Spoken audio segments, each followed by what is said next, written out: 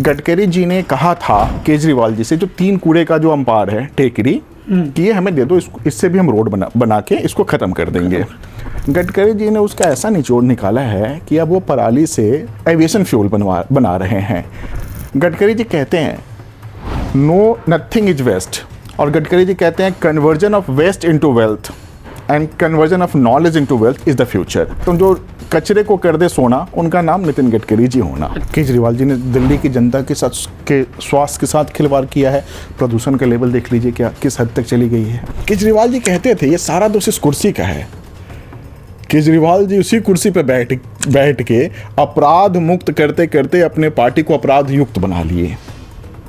कोई यूपी से, क्या कोई झारखंड से, क्या कोई बिहार से एम्स में इलाज करवाने आता है तो ये गुनाह है क्या? देश के राजधानी में तो हर कोई इलाज करवा सकता है। बिल्कुल। केजरीवाल जी कहते हैं ये पूर्वांचली 500 रुपये का ट्रेन का टिकट कटवा के इलाज करवाने चले जाते हैं। पंजाब में आपने देखा है किसी महिला को कुछ नहीं मिला है। 2100 उनका जुमला है। मनीष सिसोदिया का काम विदेश तक डंका इस मामले में बजा है कि मनीष सिसोदिया शराब घोटाले का मुखिया है। उनका इंटरनेशनल चेहरा बन गया है कि शराब माफिया है मनीष सिसोदिया। आतिशी चुनाव हार रही हैं, केजरीवाल चुनाव हार रहे हैं, बड़ा दावा कर रहे हैं आप। मनीष सिसोदिया चुनाव हार रहे हैं, और सरकार भारतीय जनता पार्टी की बन रही है, और ये तीनों चुनाव हार रहे हैं। नमस्कार, मैं राज कपूर, आप देख रहे हैं राष्ट्रवाद न्यूज। इस वक्त दिल्ली में चुनावी सरगर्मियां तेज है। हर पार्टी अपने अपने तरीके से प्रचार प्रसार में जुट गई है। लगभग सप्ताह भर का टाइम बाकी है, और इसी एक सप्ताह में जो पार्टी जिस तरीके से प्रचार प्रसार करेगी उसी हिसाब से जनता अपना फैसला सुनाएगी, और आने वाले 5 तारीख को उसी के आधार पर परिणाम आएंगे। लेकिन इस वक्त मैं भारतीय जनता पार्टी के नेता और प्रवक्ता चंदन सिंह से बातचीत करने के लिए आया। सर, सबसे पहले तो आपका राष्ट्रवाद न्यूज पर स्वागत है। नमस्कार। पहला सवाल सर, केजरीवाल ने जो अपना 2 टर्म कंप्लीट किया है और ये तीसरा टर्म चल रहा है, कयास लगाए जा रहे हैं कि एंटी इनकम्बेंसी और ये जो भ्रष्टाचार का मुद्दा है चुनाव में भारी पड़ता दिख रहा है। लेकिन भारतीय जनता पार्टी के पास ऐसी कौन सी चीज़ें हैं, ऐसे कौन से मुद्दे हैं जिन पर दिल्ली की जनता इस बार भरोसा करे? भारतीय जनता पार्टी के पास सबसे बड़ा जो मुद्दा है वो विकास का है जी। हमारे प्रधानमंत्री जी 2014 में, जब प्रधानमंत्री जी ने राजनीति में एक विकास की बेंचमार्क को सेट कर दिया है, he had settled a benchmark of development, तो भारतीय जनता पार्टी विकास के मुद्दे पर चुनाव लड़ेगी। केजरीवाल जी जो कहते हैं वो सिर्फ चुनाव के समय जुमला दे के चले जाते हैं। आप देखिए कि जब भारतीय जनता पार्टी कहती थी कि हम प्रदूषण कम करेंगे, हम जाम के मुक्ति को बचाएंगे दिल्ली को, आप देखिए हमारे जो लोकप्रिय नेता हैं केंद्रीय मंत्री नितिन गडकरी जी, आप ही देखते होंगे इसी दिल्ली से मेरठ जाने में पहले 2.5-3 घंटा लगता था, अब 40-1 मिनट में हम पहुंच जा रहे हैं। पूरे देश में गडकरी जी ने सड़कों का जो काम किया है, जब जाम से मुक्ति मिलता है तो प्रदूषण से भी मुक्ति मिलती है। बिल्कुल। दूसरी बात, गडकरी जी ने कहा था केजरीवाल जी से, जो 3 कूड़े का जो अंपार है टेकरी, कि ये हमें दे दो, इससे भी हम रोड बना के इसको ख़त्म कर देंगे। गडकरी जी कहते हैं नो नथिंग इज वेस्ट, और गडकरी जी कहते हैं conversion of waste into wealth and conversion of knowledge into wealth is the future. तो वो कूड़े को भी ना, मैं गडकरी जी की बात कहता हूँ, गडकरी जी कह सकता हूँ, जो कचरे को कर दे सोना, उनका नाम नितिन गडकरी जी होना। अच्छा, कैसे? इस पराली से पूरी दिल्ली परेशान रहती थी। गडकरी जी ने उसका ऐसा निचोड़ निकाला है कि अब वो पराली से बायोफ्यूल बना रहे हैं, एविएशन फ्यूल बना रहे हैं।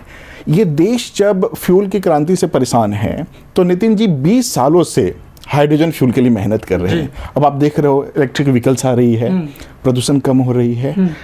केंद्र सरकार के पास जो जो चीज़ें हैं, आप देखो प्रदूषण कम कर रहे हैं, जाम को कम कर रहे हैं। हमारे प्रधानमंत्री जी ने जब जन जन की चिंताएं करी, आयुष्मान भारत योजना को यहाँ लॉन्च करना चाहा, केजरीवाल ने उनको भी रोक दिया वोट बैंक के लिए।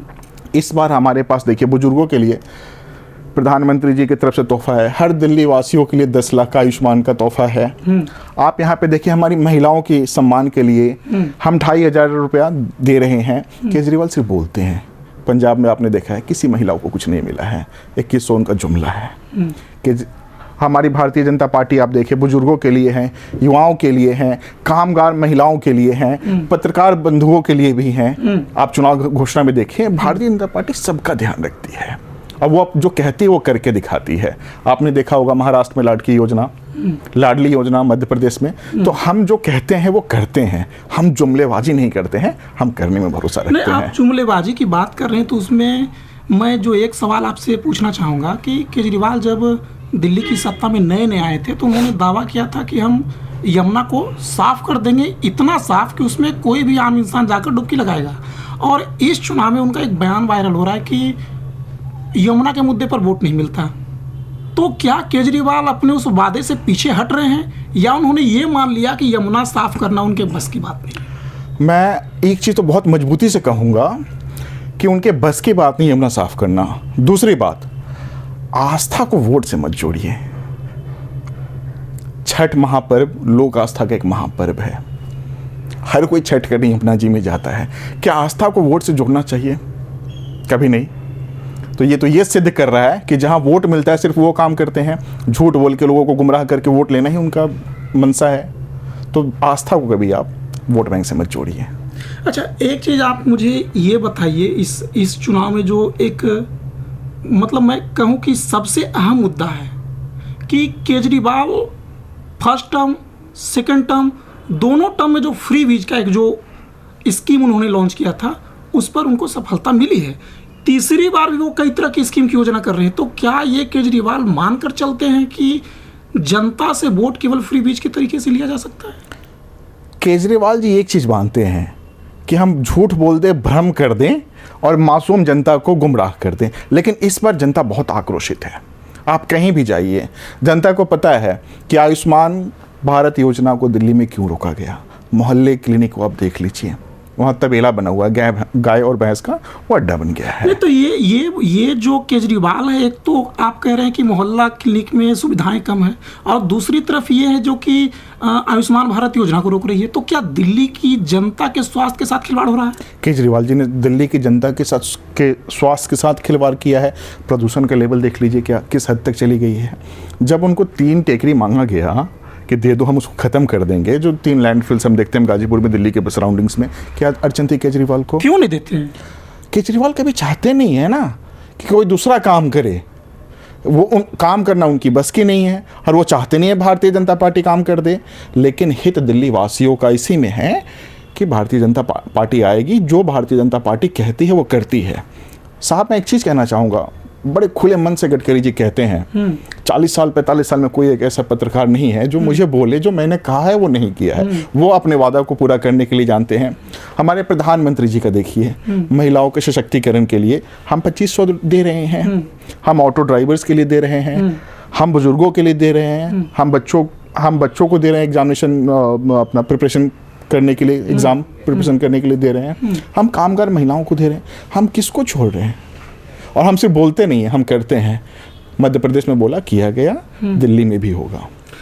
अच्छा, ये तो बात हो गई कि भारतीय जनता पार्टी अपने घोषणा पत्र में क्या लाई है और क्या करेगी। लेकिन दिल्ली की जो जनता है पिछले साल भर से, 1 साल से, आप यूँ कहें कि 3-4 महीना तो वैसे ही बिना मुख्यमंत्री का दिल्ली रहा और बड़े बड़े जो कैबिनेट मंत्री हैं आम आदमी पार्टी के वो जेल में रहे। ये वही पार्टी जो कहती थी कि हम राजनीति बदलने आए हैं। तो यही बदलाव करने आए थे वो लोग। केजरीवाल जी के लिए ना एक लाइन गुनगुनाना चाहूँगा, क्या से क्या हो गए देखते देखते 10 साल में। 10 साल में केजरीवाल जी कहते थे ये सारा दोष इस कुर्सी का है। केजरीवाल जी उसी कुर्सी पर बैठ के अपराध मुक्त करते करते अपने पार्टी को अपराध युक्त बना लिए। तो वो स्वार्थ की राजनीति थी। कभी भी राजनीति स्वार्थ के लिए नहीं कहा जाता है। राजनीति की एक बड़ी अच्छी व्याख्यान और परिभाषा है जो अक्सर मैं नितिन जी से सुनता हूँ, politics is an instrument for socio economic transformation. जन कल्याणकारी कार्यों के लिए राजनीति की जाती है, सामाजिक एवं आर्थिक बदलाव के लिए की जाती है। लेकिन केजरीवाल जी राजनीति को स्वार्थ सिद्धि के लिए बना के अपने और अपने पार्टी वालों का जेब भरते रहे। चलिए, अब मैं कुछ स्पेसिफिक सवाल जो दिल्ली के कुछ हॉट सीट है जिसके बारे में देश की जनता भी जानना चाहती है और दिल्ली की जनता भी जानना चाहती है, मैं वो एक एक करके पूछना चाहता हूँ कि दो जो सबसे हॉट सीट है, एक तो नई दिल्ली और दूसरा संगम विहार।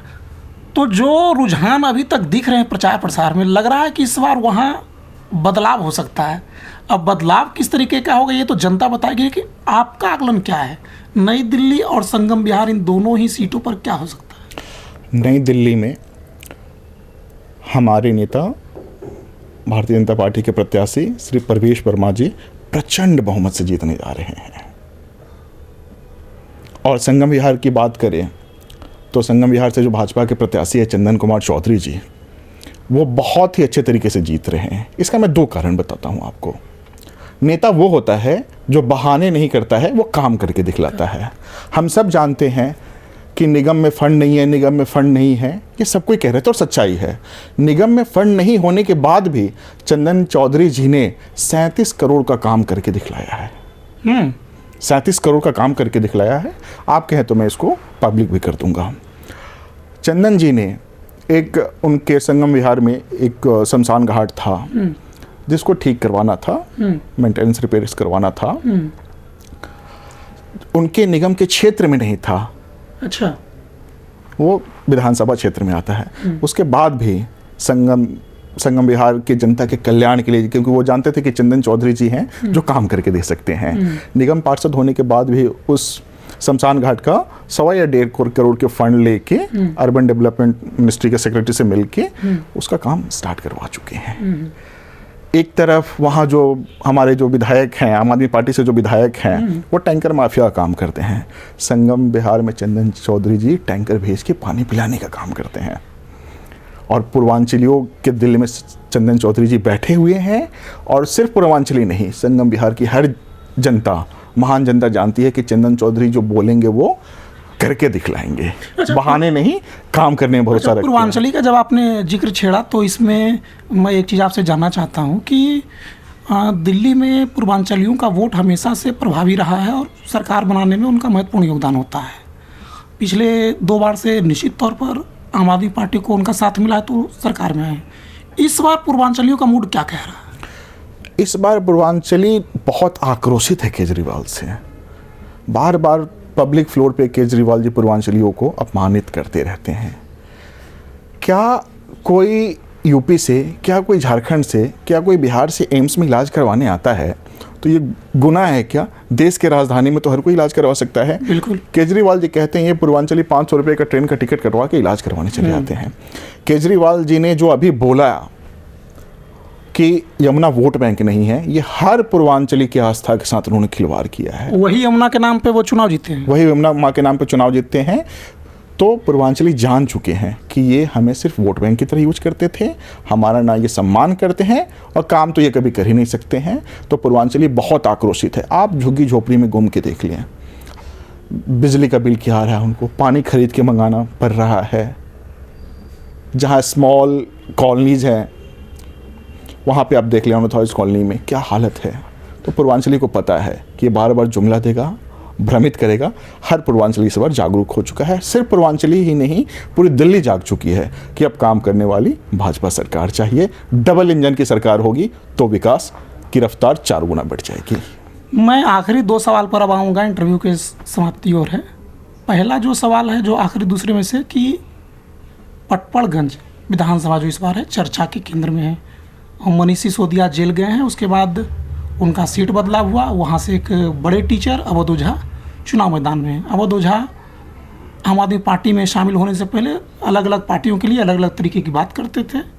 अब वो चूँकि वहाँ से कंटेस्ट कर रहे हैं तो प्रचार प्रसार कर रहे हैं और दावा कर रहे हैं कि हम जीतेंगे।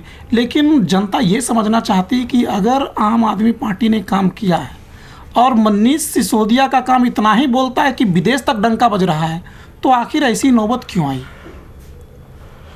मनीष सिसोदिया का काम विदेश तक डंका इस मामले में बजा है कि मनीष सिसोदिया शराब घोटाले का मुखिया है। उनका इंटरनेशनल चेहरा बन गया है कि शराब माफिया है मनीष सिसोदिया। और मनीष सिसोदिया ने बहुत पहले अपना वहाँ पे देखा, ज़मीन को टटोला, उसको पता चल गया कि मैं इस बार पटपरगंज हारने वाला हूं, क्योंकि पिछले बार ही हमारे जो रवि नेगी जी हैं, पिछले बार ही उनको पानी पिला दिए थे चुनाव में, विधानसभा चुनाव में। और इस चुनाव में पता था मनीष सिसोदिया को कि मैं 15-20 हज़ार से ये सीट हारने जा रहा हूं। तो मनीष सिसोदिया जी अपना पिंड छुड़ा के जंगपुरा गए हैं, लेकिन दुर्भाग्य ये कहिए कि मनीष सिसोदिया जंगपुरा से भी हार रहे हैं। तो अवध ओझा को बलि का बकरा तो बना दिया क्या? किसी न किसी, आम आदमी पार्टी का तो एक काम है ना, मासूम लोगों को फंसाओ और उसको बलि का बकरा बनाओ, उसी में अवैध ओझा फंस गए। चलिए आखिरी सवाल अब मैं पूछूंगा। वैसे तो अरविंद केजरीवाल और उनकी पार्टी दावा करती कि वे जनता के बीच रहते हैं और जनता के लिए काम करते हैं, लेकिन अक्सर पिछले चुनाव में भी, लोकसभा चुनाव में भी और इस बार भी देखा जा रहा है कि चुनाव प्रचार जैसे ही आता है वो फील्ड में कम और टीवी इंटरव्यूज़ में ज़्यादा दिखते हैं और लोगों को इंटरव्यू देने लगते हैं, मीडिया में बयान आने लगते हैं। तो ये ऐसी नौबत क्यों आती केजरीवाल को? केजरीवाल जी जब मुख्यमंत्री थे तो मैंने कहा था उनके लिए, और मैंने नहीं, दिल्ली के हर इंटेलेक्चुअल और हर जनता कहती थी कि केजरीवाल जी मुख्यमंत्री नहीं, प्रचार मंत्री हैं। प्रचार मंत्री। तो केजरीवाल जी प्रचार प्रसार के माध्यम से सोचते हैं, प्रचार प्रसार के माध्यम से सोचते हैं कि हम हर बार लोगों को गुमराह कर लेंगे। काठ की हांडी बार बार नहीं चढ़ती है। दिल्ली की मासूम जनता 2 बार अपनी मासूमियत को समझ चुकी है, इस बार वो जागरूक हो चुकी है। उसको पता है कि ये सिर्फ प्रचार करेगा, झूठे बहाने करेगा। इनका एक काम बतला दीजिए, ये जो इन्होंने बोला कि मैं ये करके देने वाला हूँ, ये क्या काम करते हैं सिर्फ गुमराह करने के अलावा? शराब मुफ्त कर करके हर घर में इन्होंने क्लेश करवा दिया, हमारी बहनों का जीना दुर्लभ कर दिया था। ये क्या काम कर रहे हैं? शिक्षा की बातें करते हैं, ये सिर्फ स्वांग रचते हैं, ये कुछ कर नहीं पाते हैं। ये तो यूनिवर्सिटीज़ खुलवाने वाले थे, इन्होंने खुलवाई एक भी यूनिवर्सिटीज़। इनका कोई काम नहीं है, सिर्फ गुमराह करो। लेकिन जनता ने मन बना लिया है, मजबूती से मन बना लिया है। आतिशी चुनाव हार रही हैं, केजरीवाल चुनाव हार रहे हैं, बड़ा दावा कर रहे हैं आप, मनीष सिसोदिया चुनाव हार रहे हैं, और सरकार भारतीय जनता पार्टी की बन रही है और ये तीनों चुनाव हार रहे हैं। रमेश बिधूरी जी बहुत गंदे तरीके से, बुरे तरीके से आतिशी को चुनाव हराने जा रहे हैं, और मजबूती से कह रहा हूं। कारण जनता ने जब जनता ठान लेती है ना सर, तो बड़े बड़े को उखाड़ फेंकती है, और जनता बहाने नहीं काम चाहती है। काम करे जो उम्मीद उसी से। उनको पता है भाजपा काम करके डिलीवर करने में भरोसा रखती है, बहाने बनाने में नहीं, और जुमलेबाजी में भरोसा नहीं रखती है भारतीय जनता पार्टी। वो डिलीवरी में भरोसा रखती है, जो बोला है उसको करके दिखाने में भरोसा रखती है। ये थे हमारे साथ चंदन सिंह, भारतीय जनता पार्टी के नेता और प्रवक्ता। कई ऐसे दावे इन्होंने किए हैं, वो अगर सच हो गया तो सच में दिल्ली की राजनीति बदल सकती है, लेकिन फैसला जनता को करना है। आने वाले समय में ये बिल्कुल 1 सप्ताह बाद स्पष्ट हो जाएगा कि दिल्ली की जनता किसे अपना स्पष्ट जनादेश देती है। क्या केजरीवाल तीसरी बार मुख्यमंत्री के तौर पे आते हैं, या भारतीय जनता पार्टी इस चुनाव में कुछ चमत्कार करती है। राज कपूर, राष्ट्रवाद न्यूज़, दिल्ली।